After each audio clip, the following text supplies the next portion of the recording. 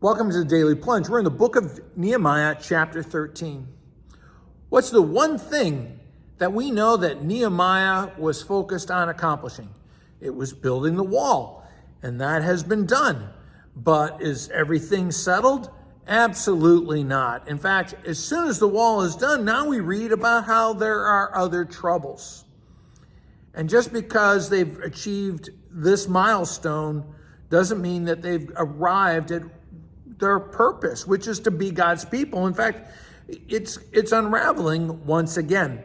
And one of the things it says is that no Ammonite or Moabite is to be admitted into the temple. Now, what do we mean by that? Now, we know that Ruth was a Moabite, and she's in the genealogy of Jesus.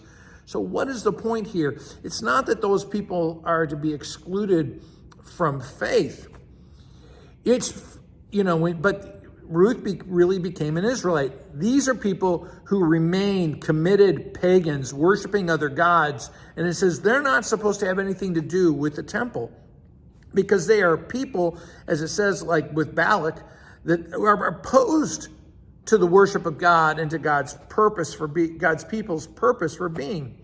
Now, Eliashib, who is a priest, well, he's a little compromised because he's related by marriage, it seems, to Tobiah, who is an Ammonite politician who wants to sort of influence things.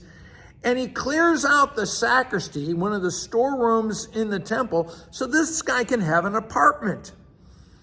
And Nehemiah says, hey, I wasn't in town when this happened. I was back in Babylon for royal duties, But as soon as I got back, I took care of it. I cleaned house. I threw all the guys' furniture out and I kicked them out because it was wrong. And that's the thing. He says that I come back to find this compromised, wicked arrangement.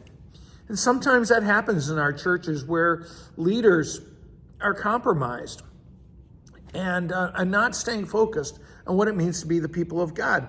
Now we get to verse 10, find out the Levites aren't being compensated properly, as it just talked about in chapter 12. And so they go back to their fields so they can just provide for their families.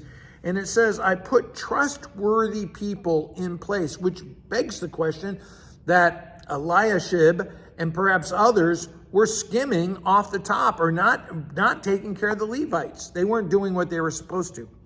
We get to verse 14. Remember my work, Nehemiah says. That is the prayer of leaders, is that their life's work would not be flushed away by other people. And this is what's the danger, as Nehemiah sees how these people of God are still not on track. He talks about in verse 15 how they're treading wine, they're breaking the Sabbath. And we forget that breaking the Sabbath is worse than murder or thievery or adultery, because they just will not rest in God. We won't live resting in God. We want to do it on our terms. And so now you have the first blue laws where Nehemiah locks the gate, locks them out and says, nope, we're not going to do that. Then we get down later in the chapter, and they're still marrying pagan wives. And even worse than that, they're not raising their own children as Israelites. They don't even know the language of worship because they are following the pagan gods. And so it ends as how he is setting priests apart so they can lead people back in the faith. Gave them their duties. The work of leading the people of God, you achieve one milestone, but then you're constantly dealing with the other stuff. It never ends. And maybe that's important for us to realize that we can never rest on our laurels, but we are always living by the grace of God and not taking that for granted. Well, thanks, friends. Have a blessed day.